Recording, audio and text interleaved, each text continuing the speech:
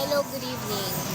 Nandito po kami ngayon sa Eastwood at kasama ko po si Mr. Val Andres at siya po ay currently lasing.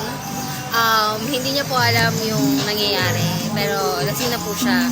So, yun lang po.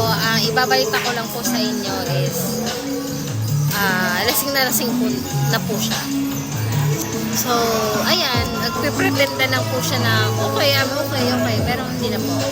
So, masasabi ko lang po sa inyo kapag huwag niyo po ako hamunin kapag lasingan. Kasi pag lasingan, keri-keri pa ako.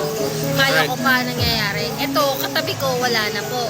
So, lasing na po siya talaga. So, ayan, right po siya.